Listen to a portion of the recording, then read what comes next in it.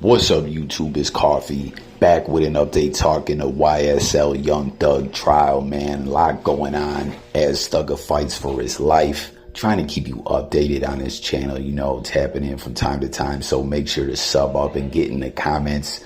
But something that came up, it's crazy to me that this is big news, and this breakdown you're about to hear about Thugger's choice of clothing.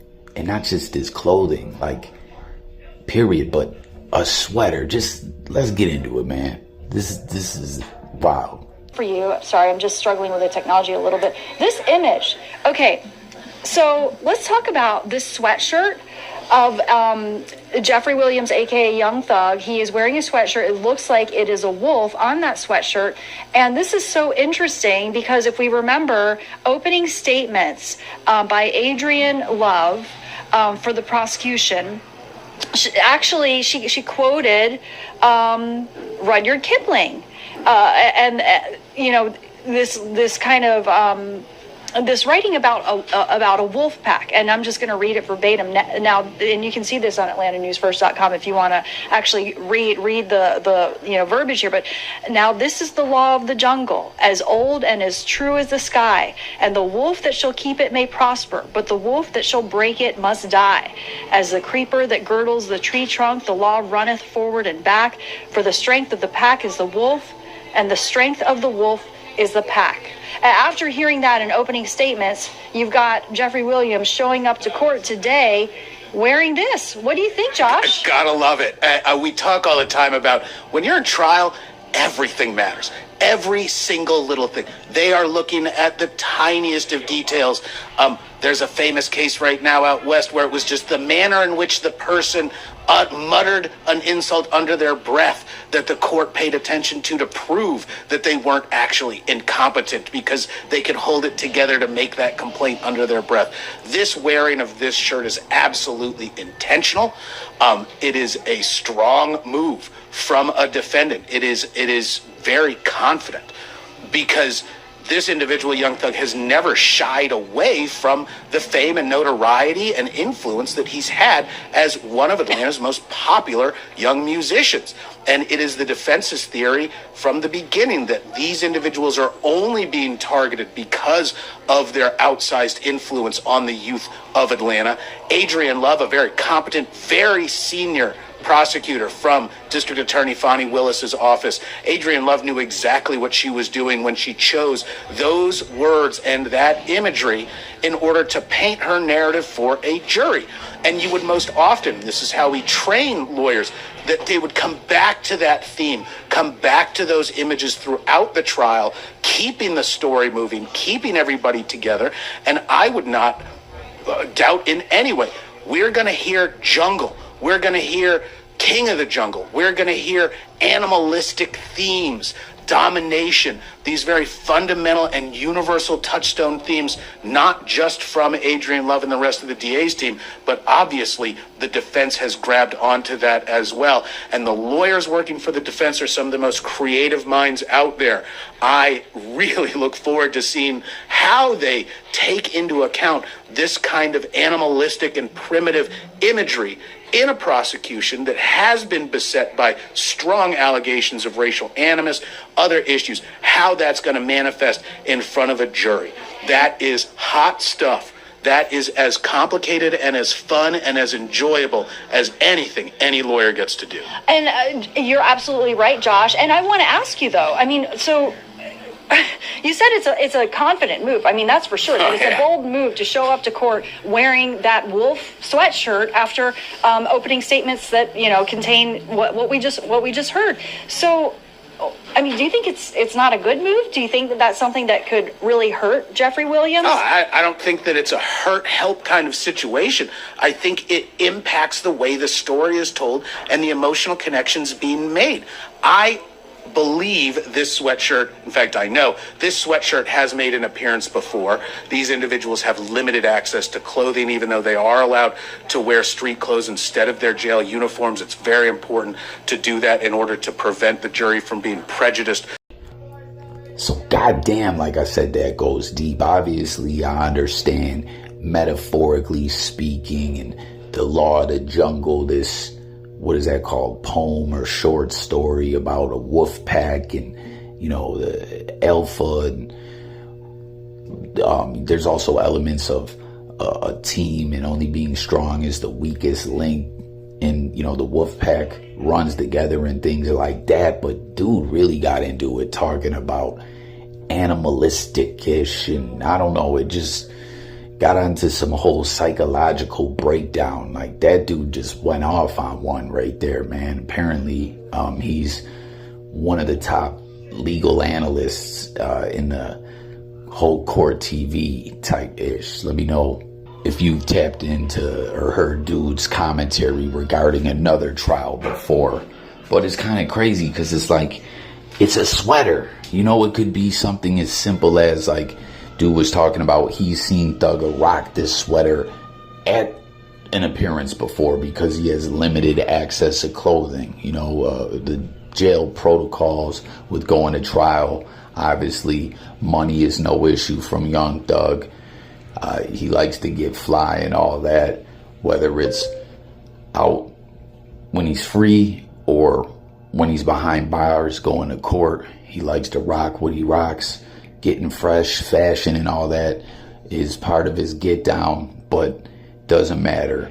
There's only a limited amount of stuff you can have in your court clothing property. So he's seen him rock this sweater before. So could simply, I mean, you know, the prosecution uses that law of the jungle, Wolfpac poem or short story in their opening statement, and then now Thugger is wearing it. Well, if it's already made an appearance, obviously he had it before that was even used by the prosecution.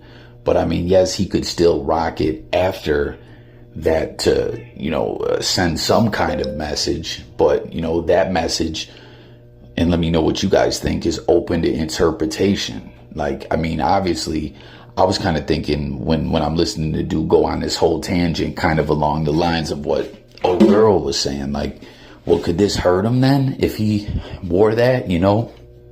Because they're talking about the wolf pack or head of the wolf pack or wolf pack runs together. Again, so it could be Thug saying he's the head of the wolf pack or he's just Wolfpac for life. I don't know, but in any sense, if he is indeed wearing it for that statement, I guess it could hurt him or help him. But nonetheless, even if he had the sweater before this was even used in court by the prosecution, he definitely could have been like, oh, damn, you know, I'm not going to rock that now because I don't want to give that message. I don't know, a very complex thing. I just thought this was so wild with this Rico trial going on, that a piece of clothing was such a trending topic, you know, to get this kind of coverage. You feel me on that? Like, am I the only one that the Rico going down, Thug and the other individuals that took this thing to trial and didn't cop a plea are literally fighting for their life, and a sweater is being talked about in such a in-depth way? And just the fact of what you heard dude talk about, how with other trials everything plays out, everything is being watched and interpreted, from body language to comments individuals make muttering under their breath when different things are going on in the courtroom, or how you heard with that one dude how he was trying to play, like in a separate case, he was trying to play like he was incompetent, but the things he was saying to himself proved that he was competent. This trial-ish, this court-ish is crazy, man. And it is the YSL case, right? The you know, again, YSL, it's under, it's debatable what that stands for, right? Absolutely. And that's really the big question. We all joke about it.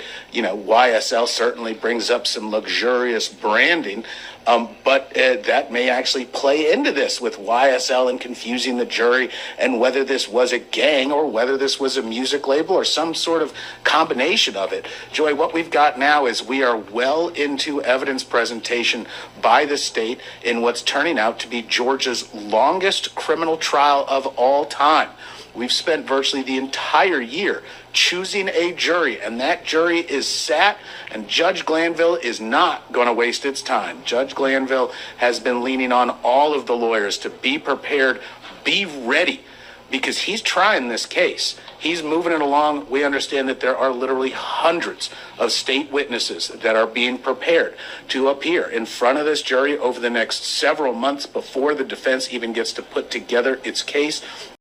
Man, you heard them words right there, branding. This is something when it comes to hip hop that's so crazy, and I really want to tap in about it. I don't know if y'all ever heard the whole situation with like Hell's Angels, right? How they are a biker gang and definitely a criminal enterprise, many would say.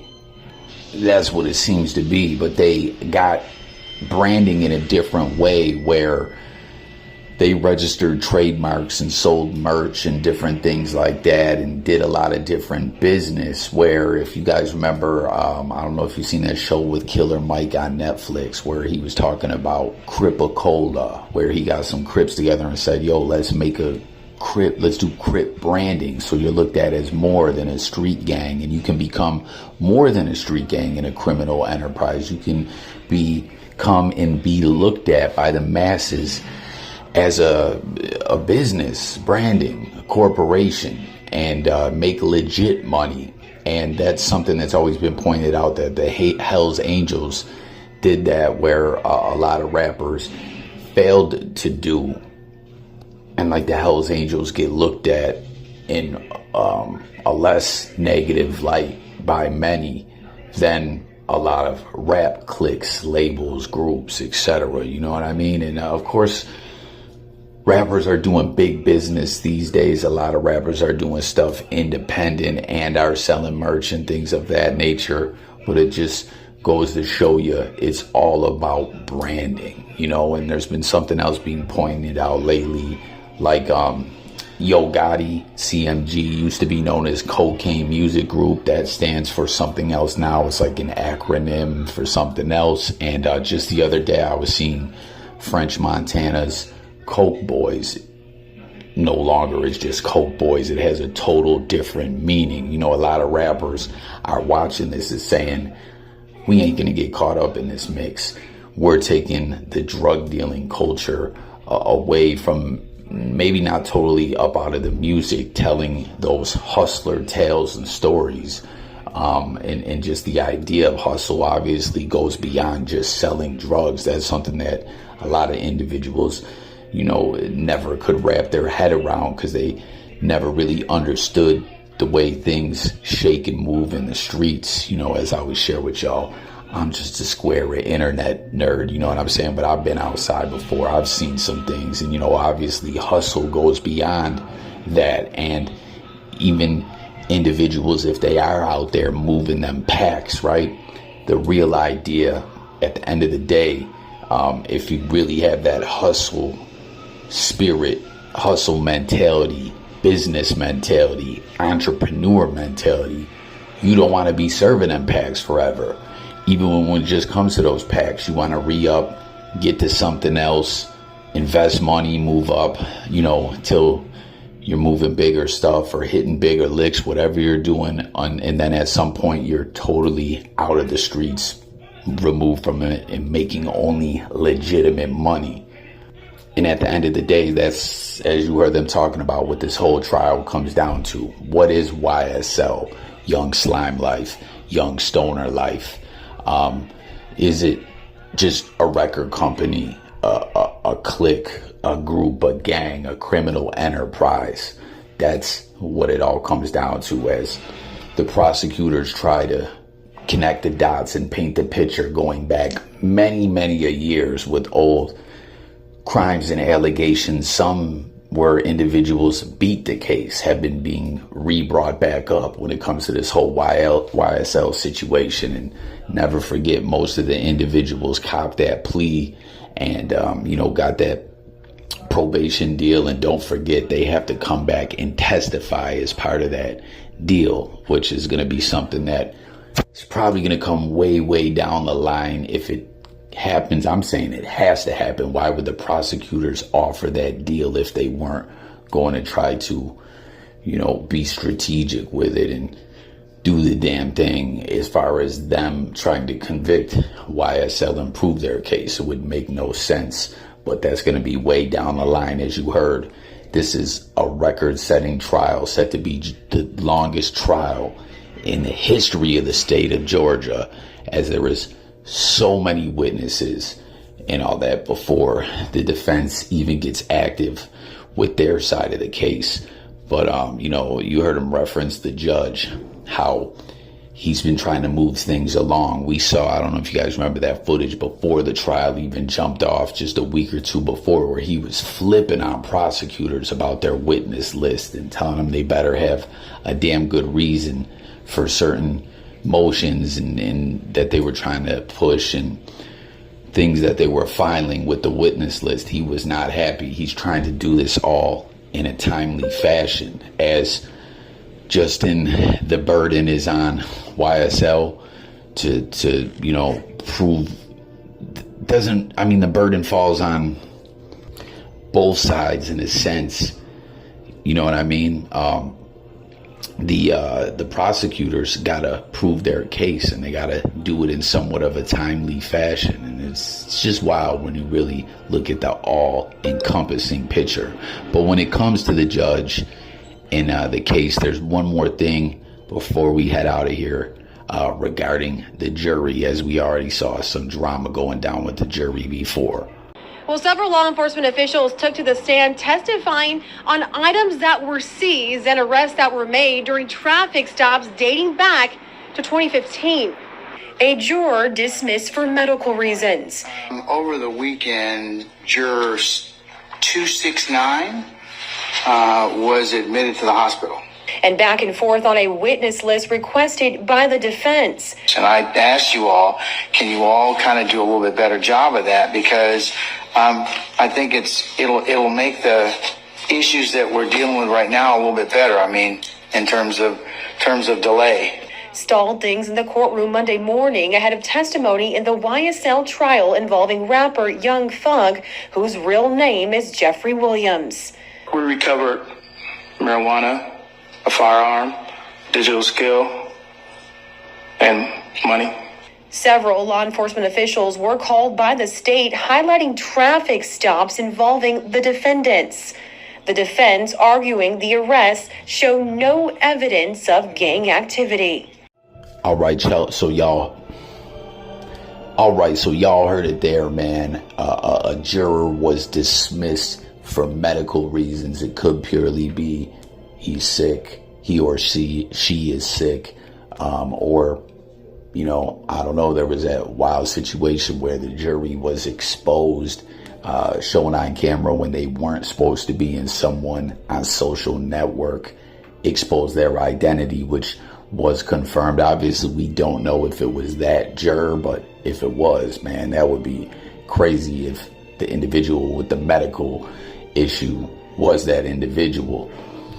But once again, you hear the judge trying to push through about the delays. Let's get this shaking and moving in a timely fashion. And also interesting to hear that traffic stop with money, drugs, and firearms involving Young Thug. I wonder if it has to be indeed the situation where he got pulled with Gunna, and when Gunna took that plea and, implicated YSL as a gang and a record label and all that. When he was asked about that situation with Thugger, he flat out said they weren't mine, and it was just him and Young Thug. So pretty much pointed the finger right at Young Thug. And don't forget about that deal that all these dudes took, not just Gunna, where they have to come back later and testify for their deal to hold up and them to You know, they have to please the court, or that deal could go, and plea bargain could go left for them. That is indeed a part